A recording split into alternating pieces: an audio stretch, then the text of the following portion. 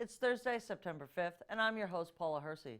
On today's show, we learn more about recently completed and upcoming projects from the Planning and Development Department, learn more about being prepared for a disaster, and a wrap-up of the show with a segment on the oyster upweller at Gateway Marina. Now for a look at municipal and legislative notes.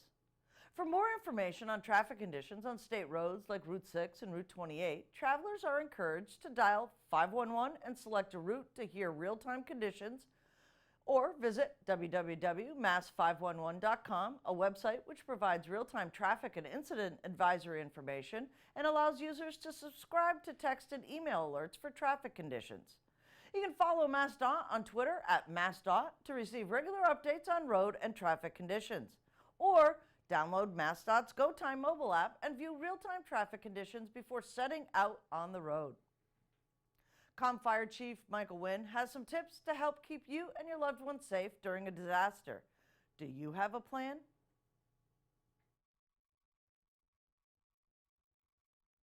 The best advice we have is to be aware, and I know it sounds cliche in Awareness Week, but really pay attention to what's coming as far as weather reports, messages from your elected leaders, and public safety messages from the departments that respond.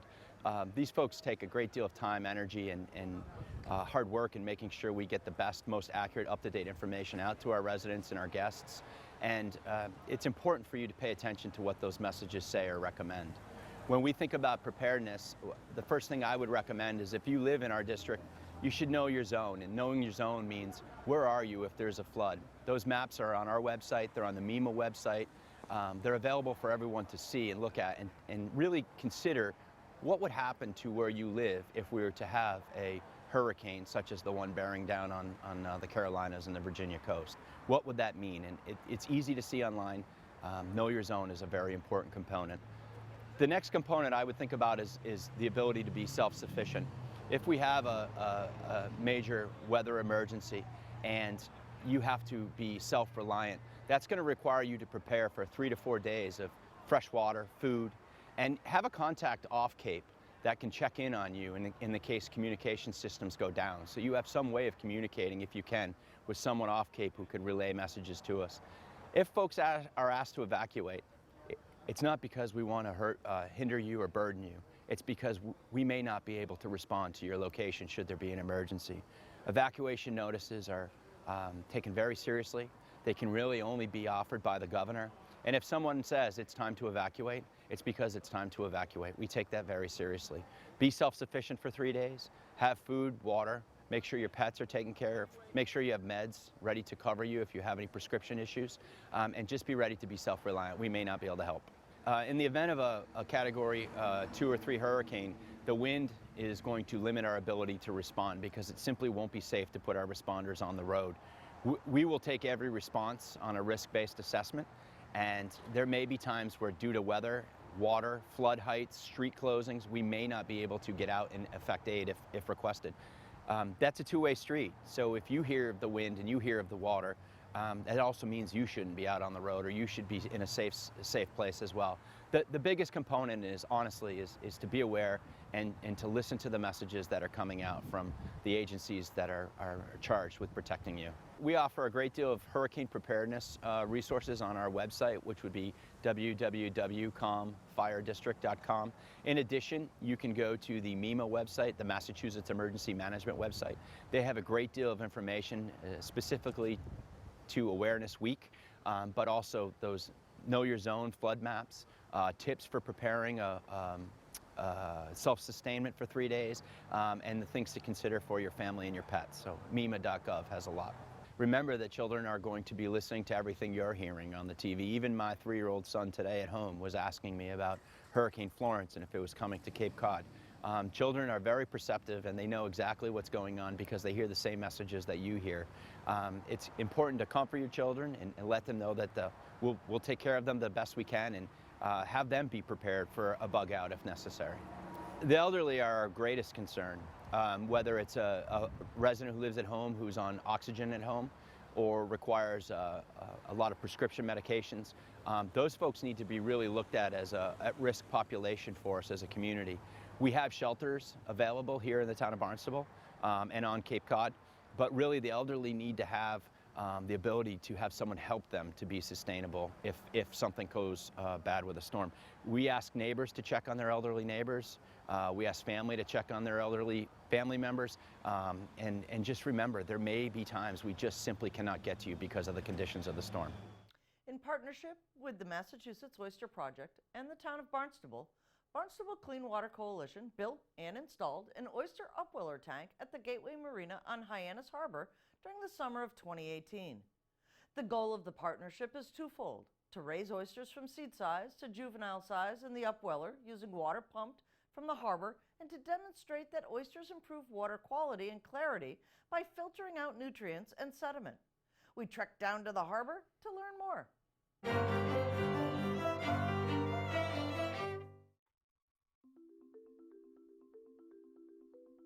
We call it the Hyannis Upweller Project, and the partners are our organization, Barnstable Clean Water Coalition, the Massachusetts Oyster Project, and the town of Barnstable. And the project is, we're trying to grow oysters here from tiny little seed up to about 1 inch in length. And the idea is we grow the oysters in the tank, and one of the things that they're doing is we're taking water directly out of Hyannis Harbor. It's being pumped up into the upweller, comes up through these sorting buckets that the oysters are put in. The oysters are filtering out plankton, they're filtering out detritus, they're filtering out nutrients, so they're not only getting food and growing while they're in the tank, they're improving water quality, they're pulling out nutrients like nitrogen, and then they're also clearing up the water. They improve the water clarity by removing the sediment and the detritus. And then that clean water is going back down into the harbor, and it's showing that oysters can grow in many different types of conditions of water, whether it's water that looks dirty, whether it's really dirty or not, and sending out the clean water. And then once they grow to about 1 inch, we're taking the oysters out of the tank and we're putting them into town waters. With the town of Barnstable, we're working with Department of Natural Resources and the shellfish technicians. They're taking those oysters and then they're planting them out in our first batch, when we did the program last year, went into Catuit Bay. And more than likely our oysters from this year are going to go out into that same area. And that's going to allow the oysters to grow until they're of harvestable size, which is 3 inches. And at that point, people in the town of Barnstable who have recreational shellfish licenses can come and harvest those oysters when they're mature and ready. Basically, the oysters are helping to remove excess nutrients from the water, and a buildup of nutrients, if it's not regulated, can lead to something called eutrophication, and that can lead to things like harmful algal blooms, which pretty much, in the short term of it, they just kill off like huge populations of fish and marine inverts and things like that, and they're really bad for the overall marine ecosystem. So making sure that those nutrients stay in check is really important for keeping marine ecosystems healthy. When we were trying to figure out where could we put an upweller tank in the town, we thought, where's a highly visible area where we can talk to people, show them what we're doing. So we talked to the town of Barnstable, and we thought Hyannis Harbor would be a great place. There's a lot of foot traffic down here. It's a highly visible area. So we talked with them, and they said that we could put it here at what's called Gateway Marina on Hyannis Harbor. And so they're providing with us basically the property. And we have the tank here, and then the other part of the partnership is, what do we do with the oysters when they're big enough to go out into the wild? And that's the part of working with Natural Resources and the shellfish technicians, because they have a very large shellfish propagation program in the town of Barnstable. And so we're trying to help them contribute to that by giving them roughly 60,000 oysters last year. This year we're trying to double that, give them 120,000 oysters, and again help propagate shellfish in the town of Barnstable to help benefit the local economy. The way the upweller works is that it gives them constant water flow, and I'm down here cleaning 5 days a week, and the days that I'm not here, sometimes we have other people, so they get cleaned all the time, so they have no sediment on them, basically, most of the time. So that just increases the water flow and makes sure that it's constant, and that's why they can grow so well. In the wild, they can do this on their own. They're getting that flow from like tides and things like that, but they're sitting in this sediment. The tides aren't necessarily moving very fast, so they grow just a lot slower. So in the wild, an oyster grows at about 1 inch per year, so it'd take them 3 years to get to a harvestable size. And when we start them in the upweller, it takes them only about like 1.5 years to 2 years maximum. I think we want to keep improving it. We want to keep hopefully even doing some more oysters next year. What would be good is if we have to try and quantify, you know, how many oysters are going in when they're 1 inch, how many are surviving over the winter, and then how many are reaching that harvestable age, and can try and look at that and try and factor how much nitrogen are all these oysters contributing to removing from the system. People should care about clean water because it takes up almost all of our planet, and the health of our oceans is really the health of the earth. And if we don't take care of that, then you're really not taking care of our long-term selves.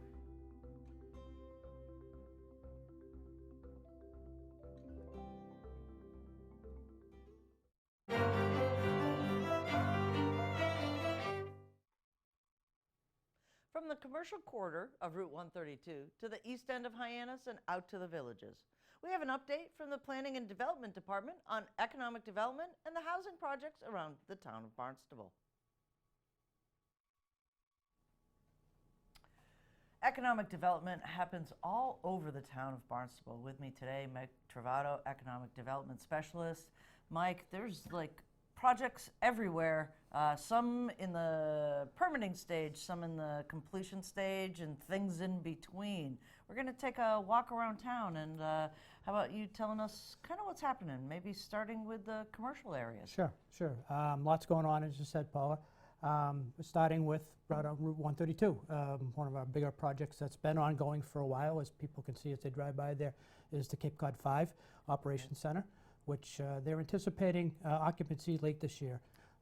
That's going to include 200 new employees being moved into that facility, which is pretty excited about that situation. Yeah.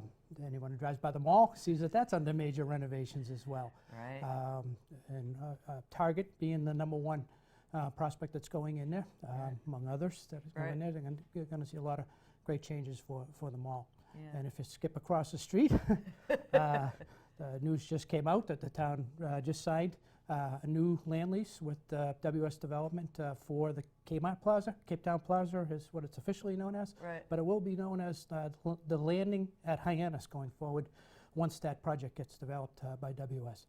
Okay. WS is a renowned developer, and they've done projects like Legacy Place and Derby Street up in Hingham. Yeah. And we're pretty excited about the long-term prospects for that as a lifestyle center development with that developer. Right. So. Why don't we just back up a little here? So, you know, Route 132 has been the retail corridor for 30-something years now in the town of Barnstable. What's the significance of kind of upgrading that? It's been an aging corridor, you know, starting with this very large bank. You know, Cape Cod 5 is one of the larger regional banks out there that has grown exponentially over the years. They chose Barnstable for their new headquarters. You know, what significance of that is in economic development? Sure. Well, Hyannis is the hub of Cape Cod in a lot of ways, Right. specifically as it relates to economic development. We really are centrally located, and we actually have the ability to attract these kind of businesses here, both you know, regional banks and national retailers, Right. and everything in between. The great thing about the Cape Cod 5 project is that it's happening out in a section of 132 that we're now referring to as the financial district, because organically that's growing in that regard. And I think it's because of its access to Exit 6 off Route Right. 6, so clients can come regionally to those financial institutions and get easy access to that. Further down on 132, it's always that area's been known more as a retail corridor with our 4 major shopping centers there. And as I said, we can attract national tenants into that. So that area of Hyannis, from a retail perspective, is more for the bigger stores. Not to say Right. that's strictly, but Right. that it tends to draw on a regional basis, as opposed to downtown, which can draw more mom and pop type businesses with that walking type environment that smaller businesses want to have. Right. And let's go back to a term that you used. I'm not sure everybody is familiar with it, a lifestyle center. Give us an indication of what that kind of means. Sure, sure. So a lifestyle center is more than just a strip mall. Okay. More than just a shopping plaza. The traditional 70s model is long gone now. So lifestyle center is more where they would encompass within the campus of that facility, of that area. Not only retail, restaurants, other type of amenities for people to bring them there. Personal services, but also maybe some outdoor attractions that the facility might be able to attract in there. Whether it's music related, things like yoga, public amenities included in that. So not just a bunch of parking spaces. Right. Well, I know I'm familiar with Derby Street, and there's outdoor places that you can eat, and there's things that you can do. I think there's actually in one section there's a small little playground that people can use. Burn off some of that energy for the kids in the back to school shopping. Exactly. And WS has some good visions for what they want to see happen in that area. So as that project gets developed, I think you're going to see much more inviting environment than you see what it is currently when it's nothing but hot tubs Right. and parking spaces. So Excellent. And we're still on Route 132. Independence Park has been growing by leaps and bounds. Sure. Commercially speaking, obviously that is our industrial park. It has been since the 60s. Cape Cod Potato Chips is one of our bigger employers in town, especially for manufacturing. Obviously, it's a very iconic business as well. And the thing that they are most known for locally here is their visitor tours. And so they spent some good money in totally renovating that facility to enhance the experience for visitors to come in, to watch the potato chips in action. As most people know, if you turn around the back of a potato chip bag from Cape Cod Potato Chips, you'll see the factory right there with the map and everything on how to get there. They bring in somewhere around 240,000 visitors a year into that facility. Wow. And it was recently purchased by Campbell Soup, and they wanted to really enhance this particular tour experience. So. Fantastic. Downtown Hyannis, my love. There's so many cool shops, awesome restaurants, things to do. What's going on downtown? Sure. Downtown's got pretty dynamic this time of year, as you know. But on the periphery of downtown, we have an exciting project that was just completed, which is over on Yarmouth Road, south of 28, and it's a dermatology center. That one has just been completed and really has enhanced that particular neighborhood, and sort of rising tide situation we anticipate happening in that area with that.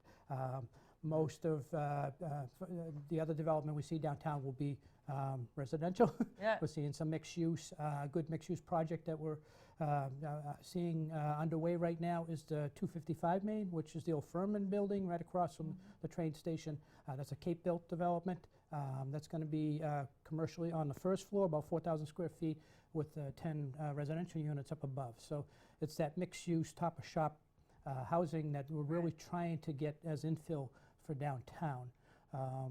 Cape built is also the ones that residentially are going to be developing the project on Pleasant Street, known as Sea Captain's Row. That's going to be a pocket neighborhood where this neighborhood had been run down. A lot of parking lots for ferry purposes. Now it's going to be redeveloped, and that's underway right now with Cape built, and that's going to be 60 residential units, market rate rentals. Wow, 60, huh? That's fantastic. Yeah. We all know that we need housing, but I have to tell you that we need dermatology services Absolutely. on Cape Cod as well. So Absolutely. that's a welcome thing for sun lovers that have realized that we should have used sunscreen when we were 10. Exactly. You've got some village stuff too. Sure. Osterville. Yeah. very exciting project, which you're well aware of, Amy Bakery. Right.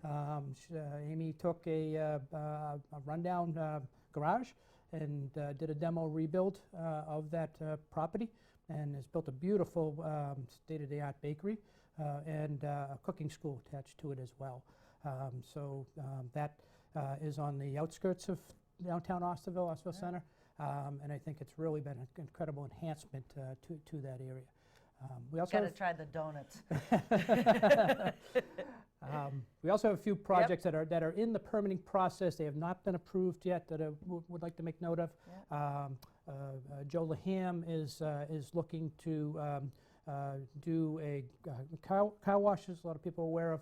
I originally looked at North Street and is now looking at as well as Yarmouth Road to see if the project could work in that area. So he's going through the process now, but this again not having been approved yet. But that's one project that's happening, and that's end of town.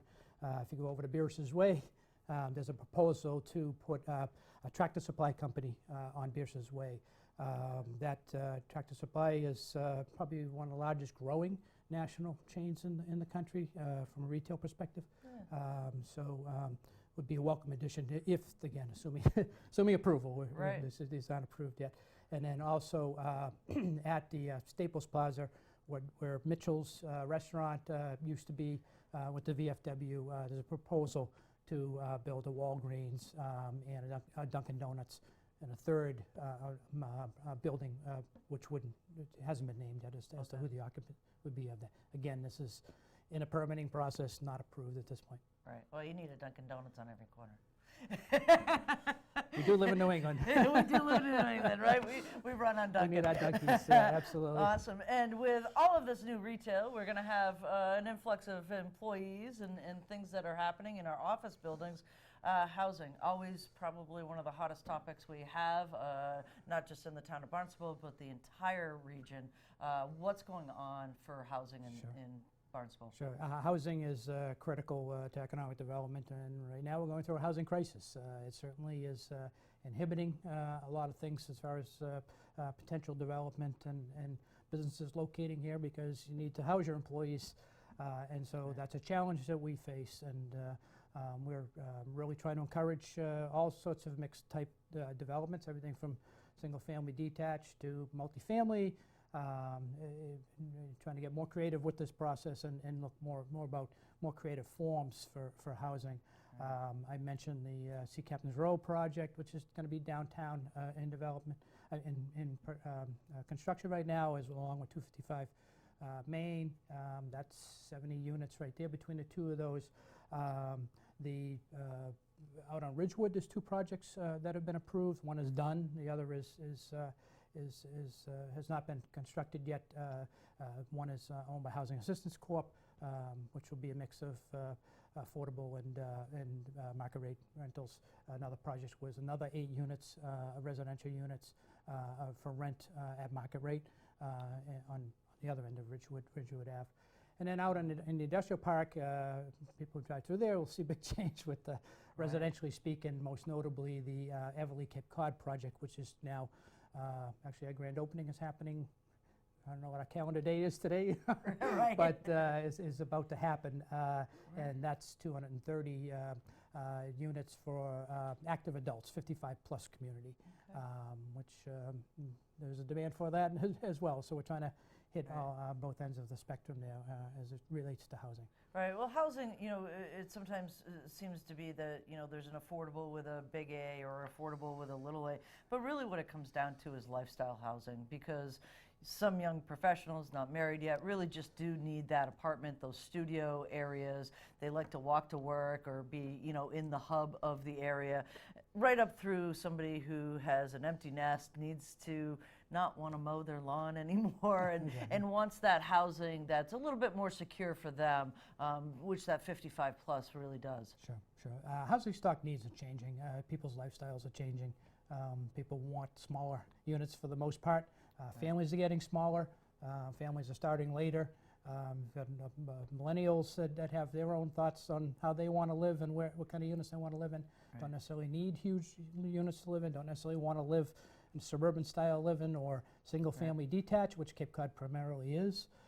So we're trying to change that mix, as much as we can here, because I think increased density is one of the answers to smart growth as far as residential is concerned, but also maybe form-based. That would be something that would be fitting within the Cape Cod look. There's just so much going on. Where can people get some updates? I know you guys have a website. Sure. We have a business website called businessbarnstable.com. Right. That's our separate website from the town's website. Just makes it a little easier for people if they want to focus on looking for business information, whether that's new projects coming in, whether that's how to open a business here in town. It's a pretty thorough, but I think easily navigable website for people to get into. Fantastic. Thanks for joining us, Mike. Well, thanks for having me. Up next, things to do, places to go, and people to meet. Did you know that your landscape plays an important role in the health of Cape Cod? How we choose to manage our own piece of the Cape makes a difference. Learn how to be a better steward of your corner of the world with Kristen Andres of the Association to Preserve Cape Cod. Fall is a perfect time to get back into the garden with Garden Talks, landscaping with native plants at the Barnstable Adult Community Center. The Association and Preserve Cape Cod will be speaking September 18th at 2 p.m. Comments, suggestions, accolades, connect with us on Facebook, email us, or send us an old-fashioned note by carrier pigeon. Channel 18 works for you. I'm Paula Hersey, and thank you for watching Barnstable Today.